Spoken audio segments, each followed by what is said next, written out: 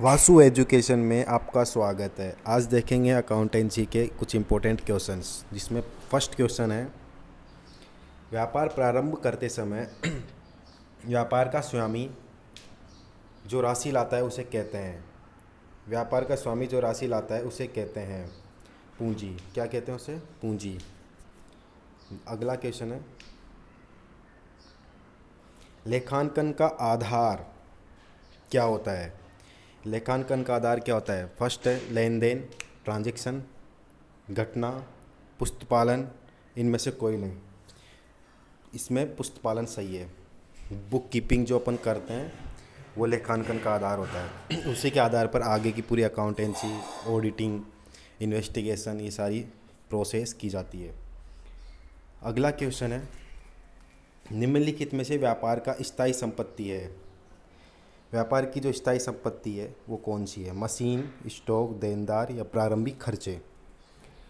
तो मैं बता दूं आपको, इसमें सही आंसर है machine. Machine that is fix assets. Stock और देनदार इसमें करंट एसेट्स। और प्रारंभिक खर्चे हैं डेफर्ड रेवेन्यू एक्सपेंडिचर। अगला क्वेश्चन है, दोहरा लेखा प्रणाली। दोहरा लेखा प्रणाली लुकास पेसियोली ने दी थी, जो कि 1894 में दी थी वेनिस शहर में। इटली के वेनिस शहर के रहने वाले थे। इन्होंने लुकास पेसियोली ने ड्यूल अकाउंटिंग सिस्टम पूरे विश्व को दिया। दोहरा लेखा प्रणाली डेबिट क्रेडिट साइड, दो साइड जो अकाउंटेंसी में काम आती है वो होती है। वित्तीय लेन देन को मौद्रिक रूप मॉनेटरी रूप से संक्षिप्तीकरण तथा वर्गीकरण किया जाता है। किस विधि के आधार पर किया जाता है? पुस्तपालन, लेखा कार्य, अंकेक्षण। इनमें से कोई नहीं। तो लेखा कार्य के आधार पर इनका वर्गीकरण, क्लासिफिकेशन जो किया जाता है वो लेखा कार्य के आधार पर किया जाता है। नेक्स्ट क्वेश्चन है, किसी इकाई के जीवन काल में जिस मूल संकल्पना पर आधारित वित्तीय विवरण बनाए जाते हैं वह हैं। किस आधार पर वित्तीय विवरण बनाए जाते हैं? तो लेखांकन अवधि के आधार पर ही वित्तीय विवरण बनाए जाते हैं, क्योंकि कोई भी अकाउंटेंसी में जो अकाउंट्स बनाए जाते हैं वो 1 साल के लिए बनाए जाते हैं नॉर्मली।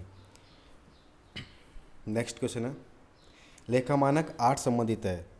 ये जो अकाउंटेंसी में अकाउंटिंग स्टैंडर्ड 29 अकाउंटिंग स्टैंडर्ड अभी फ़िलहाल दिए गए हैं, जिनमें से 2 तो हट गए। तो उसमें से लेखा मानक 8 संबंधित है। तो लेखा मानक 8 जो है वो accounting for research and development से संबंधित है। नेक्स्ट क्वेश्चन है, व्यावसायिक अवधि से संबंधित आय तथा व्यय को लेखों में मान्यता किसके आधार पर दी जाती है? तो उपार्जन के आधार पर दी जाती है। जो आय व्यय के लेखों में जो मान्यता दी जाती है वो किसके आधार पर दी जाती है? उपार्जन के आधार पर दी जाती है। नेक्स्ट क्वेश्चन है, प्रारंभिक खर्चा एक उदाहरण है। प्रारंभिक खर्चा एक उदाहरण है। आगम खर्चा मतलब रेवेन्यू एक्सपेंडिचर, पूंजीगत खर्चा मतलब कैपिटल एक्सपेंडिचर, आस्थगित आगम खर्चे मतलब डेफर्ड रेवेन्यू एक्सपेंडिचर या परोक्ष भी। तो इसमें आंसर आएगा deferred revenue expenditure. Next question है, हटाए गए कर्मचारी को चुकाई गई क्षतिपूर्ति की राशि है क्या कहलाती है? तो जो कर्मचारी को हटाया जाता है उसको जो कंपनसेशन दिया जाता है, जैसे 6 मंथ की सैलरी एडवांस में, 3 मंथ्स की सैलरी एडवांस में, वो जो दी जाती है वो किस में आती है? रेवेन्यू एक्सपेंडिचर में आती है। वो आगम खर्चे मतलब रेवेन्यू एक्सपेंडिचर ही उसको माना जाता है। बिजनेस के लिए वो रेवेन्यू एक्सपेंडिचर होता है जिस कर्मचारी को हटा करके उसको कंपनसेशन अमाउंट दिया जाता है।